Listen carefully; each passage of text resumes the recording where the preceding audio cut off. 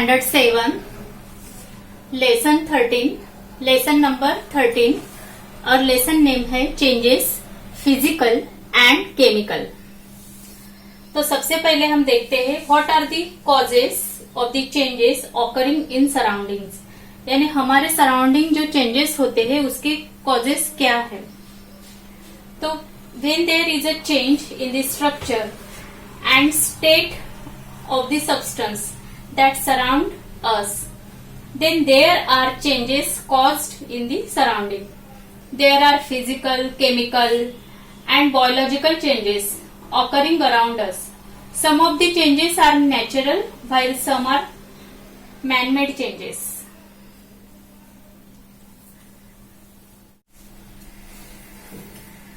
तो हम सबसे पहले देखते हैं natural changes. What is mean by, उसके पहले हम देखते हैं कि what is mean by man made changes and which are this changes, यानी मैन मेड चेंजेस क्या होते हैं और वो कैसे होते हैं। मैन मेड यानी जो मनुष्य अपने लिए जो चेंजेस बदलाव लाता है उसे मैन मेड चेंजेस ऐसे बोलते हैं। और वो चेंजेस यानी फिजिकल और केमिकल चेंजेस टाइप होते हैं, यानी फिजिकल और केमिकल चेंजेस जैसे होते हैं।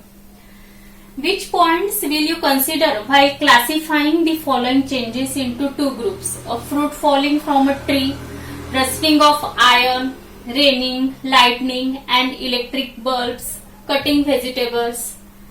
यानी जो कुछ भी बदलाव होते हैं जैसे कि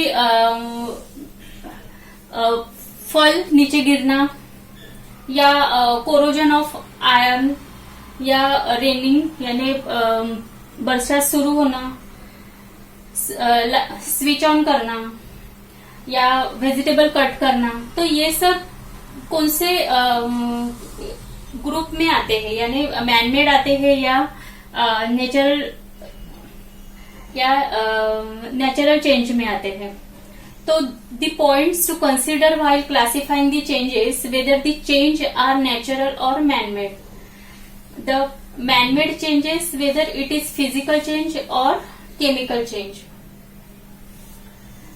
तो ये सब बदलाव देखते हुए हमें समझ में आता है कि हम जो कुछ भी खुद कर रहे हैं वो मैन मेड है और जो नेचर कर रहा है वो नेचुरल चेंज है। Which of the above changes have occurred of their own accord or naturally?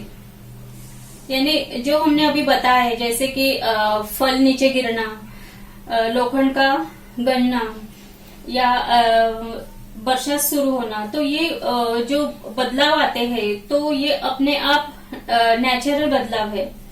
और जो हम स्विच ऑन करते हैं या स्विच ऑफ करते हैं या वेजिटेबल कट करते हैं या क्लीनिंग करते हैं, तो ये सब जो हम करते हैं यानी हम लोग जो करते हैं ह्यूमन, तो वो मैनमेड चेंज होता है।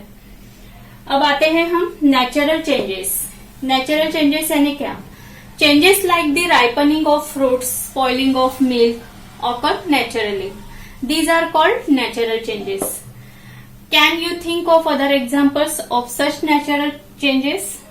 तो आपको ये थिंक करके बताना है मुझे कि ऐसे नेचुरल चेंजेस आपके ध्यान में आते हैं कोई और। देन हम आते हैं useful changes.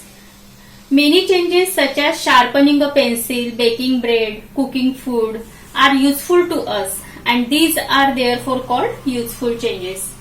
The changes that are not useful और changes that do us harm are called harmful changes.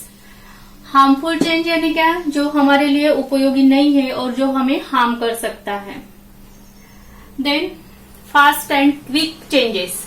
Fast and quick changes यानी the duration of the bursting of a balloon.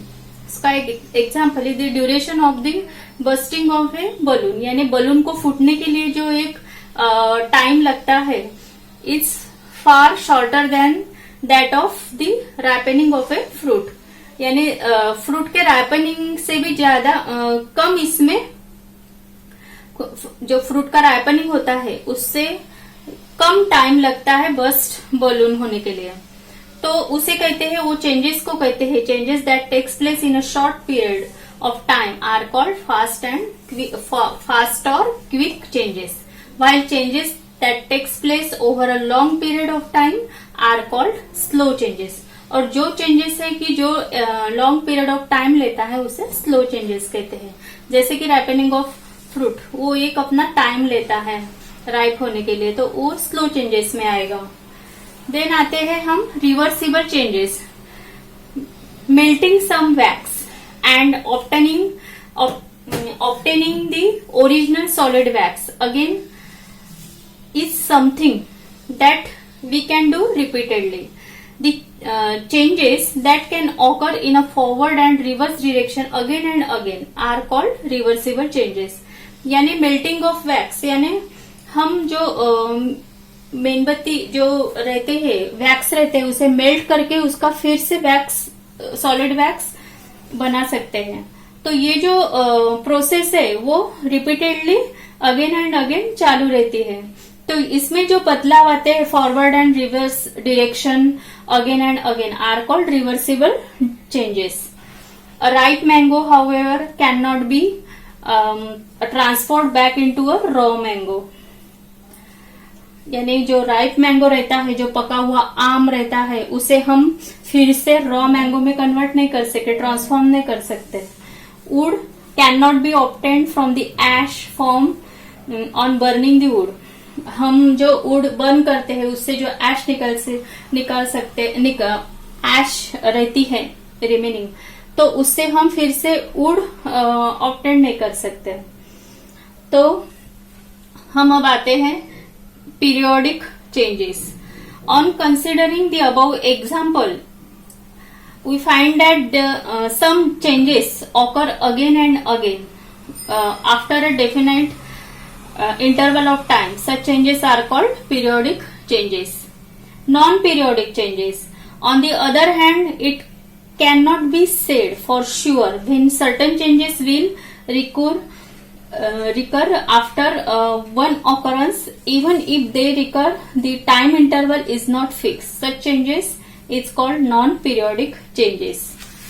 Physical change यानी the properties of the original substance remains the same, that is their composition remains unchanged, no new substance is formed. Such a change is called a physical change. Chemical change यानी क्या होता है? Chemical change यानी the change due to which one substance is transformed into another substance having new and different properties is called a chemical change. Corrosion यानी गंजना. तो यानी iron का गंजना उसे कोरोजन कहते हैं, यानी मराठी में उसको बोलते हैं क्षरण. When an iron article rust, corrosion यानी rust, a reddish brown layer forms on it. जब वो रस्ट आर्टिकल पे, आयरन आर्टिकल पे जो रस्ट चढ़ता है तो रेडिश ब्राउन लेयर उस पे फॉर्म होता है. A greenish layer is seen to a form on a copper article. जो यानी जो कॉपर के जो बर्तन रहते हैं तो उस पे कौन सा लेयर चढ़ता है? A greenish layer. This process is called corrosion of metals. इसे कहते हैं धातु का कोरोजन, यानी corrosion of metals. Things becomes weak due to corrosion. उसकी वजह से जो थिंग्स रहती है, जो मेटल्स बर्तन्स रहते हैं, वो वीक बन जाते हैं. Corrosion is caused by oxygen, moisture, vapours of chemicals in the air. Corrosion कैसे कॉज होता है? यानी जो एयर में जो ऑक्सीजन, मॉइस्चर या केमिकल यानी रासायनिक वेपर्स ऑफ केमिकल्स रहते हैं, उसकी वजह से कोरोजन के कॉजेस बढ़ते हैं. Iron articles are given a thin coat of zinc to prevent corrosion. Corrosion से प्रिवेंट करने के लिए आयरन के जो बर्तन्स रहते हैं, मेटल्स रहते हैं, धातु रहते हैं, उस पे जिंक का कोट चढ़ाया जाता है. This is called galvanisation. And copper and brass articles रहते हैं, उस पे टीन का कोटिंग चढ़ाया जाता है और उसे कहते हैं tinning. In this age of technology a new process called powder coating has been developed. अब नए टेक्नोलॉजी में पाउडर कोटिंग डेवलप हो गए हैं. Powder coating has been develop, coats of various colours, यानी अनेक प्रकार के जो कलर्स, रंग छटा, are applied on metals, metals पे अप्लाइड किए जाते, like iron and aluminium, they prevent corrosion of the metal. तो बच्चा party, changes physical and chemical, ये हमारा लेसन यही खत्म हो गया।